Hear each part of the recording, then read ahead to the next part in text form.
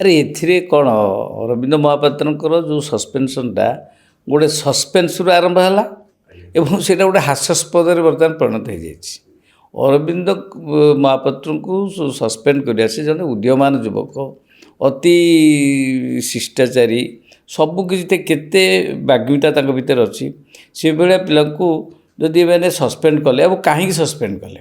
ଦେଖ, ସବୁଠୁ ବଡ଼ ଜିନିଷ ହେଲା ବିଜେଡ଼ି ଗୋଟେ ଆଞ୍ଚଳିକର ସର୍ବବୃହତ ଆଞ୍ଚଳିକ ପାର୍ଟି।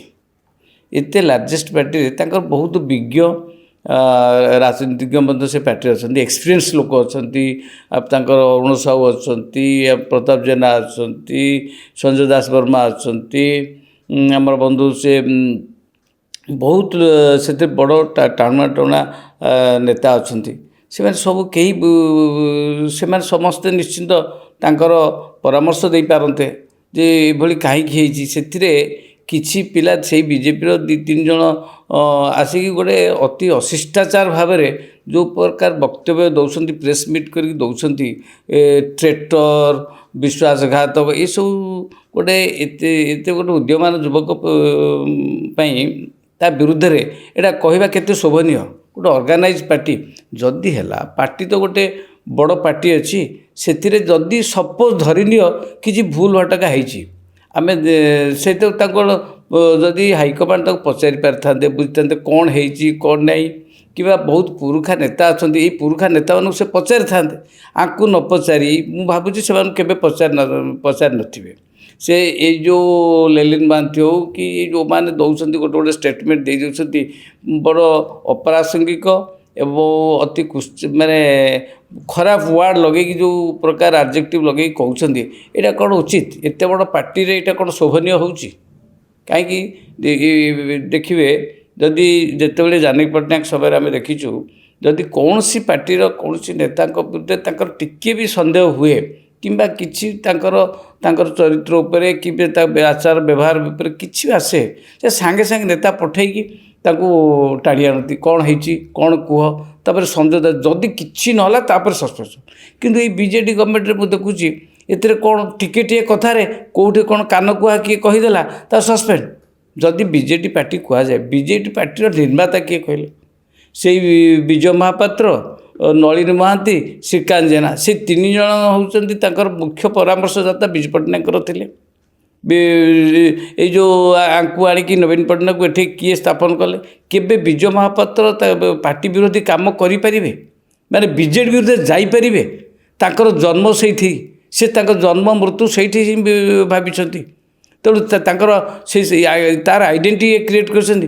ଗୋଟେ କୁତ୍ସା ରଟନା କରି ବାପ ପୁଅ ରାଜନୀତି, ବାପ ଏମିତି କଲା ସେମିତି କଲା, ଏମିତି କହି ଯେଉଁ କୁତ୍ସା ରଟନା କରୁଛନ୍ତି, ଏଇଟା ଗୋଟେ ଶୋଭନୀୟ ତାଙ୍କୁ କେମିତି ଦେଉଛି? ତାଙ୍କ ପାର୍ଟିରେ ସେ ଯାଉଛି କେମିତି?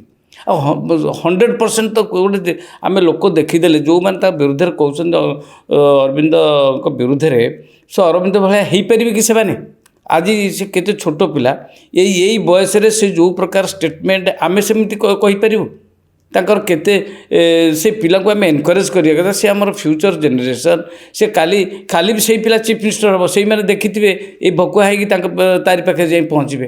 ବିଜେଡ଼ି ପାର୍ଟିରେ ତୁମେ ଏତେ ଜଣେ ହଉ, ହାଇକମାଣ୍ଡ କହିଦେଲେ, ହାଇକମାଣ୍ଡ ତୁମେ ଏମିତି ଦକ୍ଷ ସ୍ପୋକ୍ସ ପର୍ସନ୍ ଅଛ, ହାଇକମାଣ୍ଡ ବୁଝଉନ ତାଙ୍କର କ'ଣ ହେଇଛି?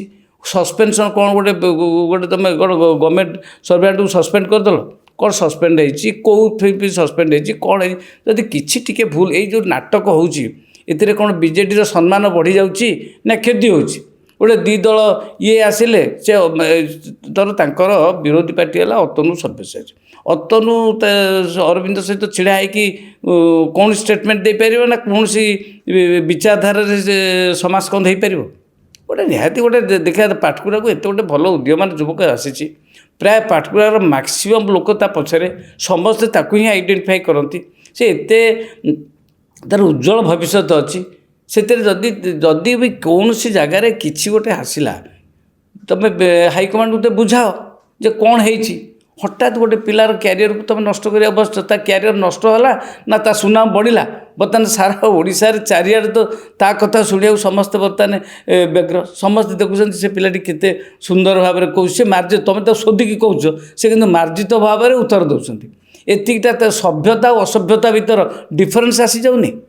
ତୁମେ ବାପ ପୁଅ ଗୋଟେ କଥା କହିକି ମିଛ ରଟନା କରି ଯେଉଁ ପ୍ରକାର ମାନେ କହୁଛନ୍ତି ଏଇଟା ଶୋଭନୀୟ ଆସୁଛି। ମୁଁ ତ ନିଜେ ଏଇ ଯେଉଁ ମିଡ଼ନାଇଟ୍ ଅପରେସନ୍ ମୁଁ ତ ସେ ନିଜେ କେସ୍ କରିଥିଲି ନା, ଯେଉଁଥିରେ ଯେତେବେଳେ ଏଇ ମିଛ କଥା କହିକି ପାରିବାଙ୍କୁ ହଟେଇଲେ, ଏଇ କୁଚକ୍ରୀ କିଛି ଥିଲେ ତାଙ୍କୁ କାନକୁଆ କହିକି ତାକୁ ହଟେଇଲେ। ଆରେ ତୁମ ପାଟିରେ ଯଦି ଗୋଟେ କୌଣସି କିଛି ଭୁଲ କି କିଛି ଅସୁବିଧା ହେଇଛି, ତୁମେ ଭାବିଲ ଅରବିନ୍ଦ ମହାପାତ୍ର କିମ୍ବା ତାଙ୍କ ବିଜୟ ମହାପାତ୍ର ତାଙ୍କର କିଛି ସନ୍ଧି କରିକି କେଉଁଠି କିଛି ଆଲୋଚନା ଚକ୍ର କଲେ, ତୁମେ ଯଦି କିଛି ହୃଦବୋଧ କଲା, ତୁମ ଏତେ ବଡ଼ ବଡ଼ ନେତା ସେଠି ଅତି ବରିଷ୍ଠ ନେତା ଅଛନ୍ତି, ସେଠି ରଣେନ୍ଦ୍ର ପ୍ରତାପ ସ୍ୱାଇଁ ଅଛନ୍ତି, ଅରୁଣ ସବୁ ଅଛନ୍ତି, ସଞ୍ଜୟ ଦାସ ବର୍ମା ଅଛନ୍ତି, ପ୍ରଭାତ ବିଶ୍ୱାଳ ଅଛନ୍ତି, ବହୁତ ଲୋକ ଅଛନ୍ତି, ସେ ବହୁତ ନେତା ଅଛନ୍ତି ଯେଉଁମାନଙ୍କର ଅଭିଜ୍ଞତା ଅଛି। ସେମାନେ ସହିତ ଟିକେ ହାଇକମାଣ୍ଡ କନସଲ୍ଟ କରିବେନି, କିଛି କରିବେନି, ତାଙ୍କର ମତାମତ ନେଇଛନ୍ତି। ସେମାନେ ଆଙ୍କ ଭଳିଆ ଯେଉଁ ପାଗଳ ଭଳିଆ ସବୁ ପାଗଳାମୀ ଭଳିଆ କଥା କହିପାରୁଛନ୍ତି? ସେମାନେ ସଂଯମତା ଅଛି, ଗୋଟେ ଲୋକର ସଂଯମତା ଥିବା ଦରକାର। ତବେ ଏଇଭଳିଆ ଯେଉଁ ଷ୍ଟେଟମେଣ୍ଟ ଦେଉଛନ୍ତି, ୟା ଫଳରେ କ'ଣ ହେଲା? ବର୍ତ୍ତମାନ ଅରବିନ୍ଦ ମହାପାତ୍ରଙ୍କର ଆହୁରି ସୁନାମ ବଢ଼ିଲା, ତୁମେ ଏଇ ଯେଉଁ ପପୁଲାରିଟି ଆହୁରି ବଢ଼ିଲା। ୟା ଦ୍ୱାରା ତାଙ୍କର ଏଇ ଯେଉଁଟା ନିନ୍ଦା ଅପନିନ୍ଦା ଦେଲେ ତାର କ୍ୱାଲିଫାଇଂ ସେଇଟା କ୍ୱାଲିଫାଇ କଲା, ତାଙ୍କର ଆହୁରି ଯଶ କୀର୍ତ୍ତି ବଢ଼ିଲା, ଲୋକମାନଙ୍କର ଆକ୍ସେପ୍ଟାନ୍ସ ବଢ଼ିଲା। ଲୋକମାନେ ପବ୍ଲିକ୍ ଦେଖୁଛନ୍ତି ଯେ ତୁମର ଷ୍ଟେଟମେଣ୍ଟ କ'ଣ, ଏମାନେ ତା ବିରୁଦ୍ଧରେ କ'ଣ ଷ୍ଟେଟମେଣ୍ଟ ଦେଉଛନ୍ତି, ସିଏ ଆଗ ବିରୁଦ୍ଧରେ କ'ଣ ପଦେ ଦ୍ୱିପଦ ଭଦ୍ର ଭାଷାରେ ଟିକେ ଉତ୍ତର ଦେଉଛନ୍ତି। ତୁମେ କ'ଣ କହୁଛ? ଏ ଟ୍ରେଟର, ବିଶ୍ୱାସଘାତକ, ପ୍ରବଞ୍ଚକ, ଦୁନିଆ ଯେତେବେଳେ ନାଷ୍ଟି ଆଡ଼ଜେକ୍ଟିଭ୍ ଗୁଡ଼ିଏ କେଉଁଠୁ ଆଚ୍ଛା ଆମର ଓଡ଼ିଆ ଅଭିଧାନରେ ଓଡ଼ିଆ ଡିକ୍ସନାରୀ ଆଉ ଭଲ ୱାର୍ଡ଼ ଆଙ୍କ ପାଖରେ ନାହିଁ ନା ତାଙ୍କ ପାଟିରେ ନାହିଁ?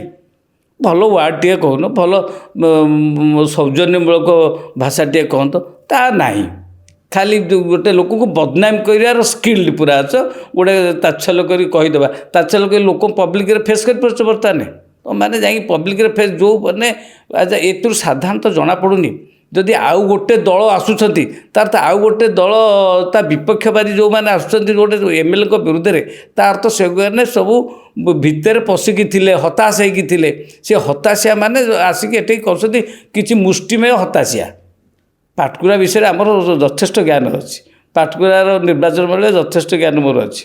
ମୁଁ ଦେଖିଛି ଏଇ ହତାଶିଆ କେତେଜଣ ଆସିକି କହୁଛନ୍ତି ତାଙ୍କ ହତାଶିଆକୁ ତୁମେ ଗୋଟେ ଡେମନଷ୍ଟ୍ରେସନ୍ କରି ଦେଖାଉଛ, ତାକୁ ଆଗକୁ ବିଦା କରିଦେଲେ ସେ ବହୁତ ଆସିଲା। ହତାଶିଆକୁ ପଇସା ଦେଇକି ହତାଶିଆ ଭଡ଼ାଟିଆ ଲୋକଙ୍କୁ ଆଣିକି ତୁମେ ଛିଡ଼ା କରିବ। ଇଏ ତ ସ୍ୱତଃପୃତ ଭାବରେ ମୁଁ ଯାହା ଦେଖିଲି, ମୁଁ ଯାଇଥିଲି ସେ ପାଟକୁରାକୁ, ସ୍ୱତଃପୃତ ଭାବରେ ଲୋକ ଦୌଡ଼ିକି ଆସୁଛନ୍ତି ବିନା କୌଣସି ଦିଗ୍ଧାରେ। ସେମାନେ ଆସିକି ଅରବିନ୍ଦକୁ ଆମେ କେମିତି ସପୋର୍ଟ କରିବା, ଏଇଟା ବର୍ତ୍ତମାନ ତୁମ ବାଗ୍ମିତା ହେଲା, ମିନିମମ୍ କର୍ସି ହେଲା। ଏଇଟାକୁ ଲୋପ କରିବା, ଏଇ କଥାଟାକୁ କ'ଣ ସାଙ୍ଗେ ସାଙ୍ଗେ ତାଙ୍କର ଯଦି ହେଲା ସେ ତ ପଚାର ଭାଇ କ'ଣ କୈଫତଟା ଦେଖିବ, ତାପରେ ନ ଦେଇପାରୁଛ ସାଙ୍ଗେ ସାଙ୍ଗେ ସସ୍ପେନ୍ସନଟା ରିଭୋକ୍ କରିଦେବା କଥା। ତାହେଲେ ପାର୍ଟିର ତୁମର ଇଜ୍ଜତଟା ରହିଯାଆନ୍ତା। ୟା ଫଳରେ ତ ପାର୍ଟିର ଇଜ୍ଜତ ପଡ଼ିଯାଉଛି ନା, କ'ଣ ହେବ ଆଉ? ତାପରେ ତ ବିଜେଡ଼ିର ଭବିଷ୍ୟତ ତ ଜଣାଯାଉଛି ଏବେ। ଯଦିଓ ତୁମେ ଭାବୁଛ ଯେ କିଛି ନେଗେଟିଭ୍ ଯେଉଁ ପ୍ରଚାର ହେଇଯାଉଛି ବିଜେପି ବିରୁଦ୍ଧରେ, ତା କ୍ଷେତ୍ରରେ ତୁମେ ଆଡ଼ଭାଣ୍ଟେଜ୍ ନେଇଯାଇପାରିବ କି?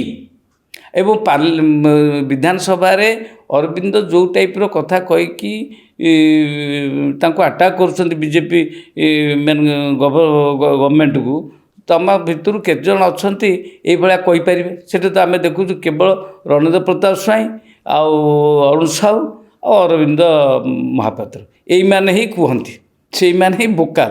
ସେମାନେ ସେଠେଇ ଭୋକାଲ, ତୁମେ ହେଉଛ ଏଠି ବାହାରେ ଭୋକାଲ। ଯେଉଁମାନେ ଗୋଟେ ଭଡ଼ାଟିଆ ଭୋକାଲ ଭଳିଆ ହେଇକି ଗୋଟେ ଲୋକଙ୍କୁ ଆଣିକି ଗୋଟେ ଓଡ଼ିଶାରେ ଗୋଟେ ଡ୍ରାମା ଚାଲିଛି। ଗୋଟେ ବିଜେଡ଼ି ଗୋଟେ ଅର୍ଗାନାଇଜ୍ ପାର୍ଟି, ଲୋକଙ୍କର ଭରସା ଅଛି, ହଁ କିଛି ହେବ। କାହିଁକି ଭରସା ଅଛି? ଭରସା ଅଛି ନା କିଛି ଧରନ୍ତୁ ସେଇ ପାଣ୍ଡିଆନ, ସିଏ ଯେଉଁ ଟାଇପ୍ର, ମୁଁ ଅନେକ ସମୟରେ କହିଛି, ପାଣ୍ଡିଆନଙ୍କ ଭଳି ଜଣେ ବ୍ୟୁରୋକ୍ରାଟ୍ କେବେ ଓଡ଼ିଶାରେ ଆଉ ଥରେ ଆସିବେ, it is great dream for us. ଯେଉଁ କାମ କରାହେଇଛି କେହି ଚିନ୍ତା କରିପାରୁଛନ୍ତି? ଆଜିକାଲି କେହି ବ୍ୟୁରୋକ୍ରାଟ୍ ଏଇଭଳିଆ ଚିନ୍ତନ ଥିବା ବ୍ୟୁରୋକ୍ରାଟ୍ କେହି ଅଛନ୍ତି? ସେ ମଧ୍ୟ ବେଷ୍ଟ ଜଣେ ମଧ୍ୟ ପଲିଟିସିଆନ୍। ଗୋଟେ କ'ଣ ଭୁଲ ହେଇଗଲା ବୋଲି, ଅଙ୍କ କଷାରେ ଭୁଲ ହେଇଗଲା ବୋଲି ଗୋଟେ ହାର ହେଇଯାଇଛି ବିଜେଡ଼ିର, ଏଥିରେ ହାର ହେଇଗଲା, ତା ଏଥିରେ ହତାଶ ହେଇଯିବ? ସେଥିରେ ବହୁତ ହାର, ଯଦି ବିଜୁ ପଟ୍ଟନାୟକ ଏମିତି ବହୁତ ହାର ଦେଖିଛନ୍ତି, ସେଥିରେ ସେ ହତାଶ ହେଇଯାଇଛନ୍ତି। ତାପରେ ସେଥିରେ ଆଉ ଜ୍ୱର ଦାଉରେ ତାଟିଆ କାମୁଡ଼ିବ ଗୋଟେ ଛୋଟ ପିଲାକୁ, ଯେଉଁମାନେ ଉଦୀୟମାନ ଯୁବକ, ସେ କାଲି ଆମର ଭବିଷ୍ୟତ, କାଲି ସେ କେଉଁ ଲେବୁଲକୁ ଯିବ ତା ବିରୁଦ୍ଧରେ ଲାଗି ପଡ଼ିଛ ପୁରା। Very strange. ଏଇଟା ବହୁତ ଅନଫର୍ଚୁନେଟ୍ ଘଟଣା, ଏଇଟାକୁ ବହୁତ ନିନ୍ଦନୀୟ ଘଟଣା। ବା ନିହାତି ମୋ ମତରେ ତା ରିଭୋକ୍ କରିଦେଲେ ଆଙ୍କର ଇଜ୍ଜତ ରକ୍ଷା ହେଇଯିବ।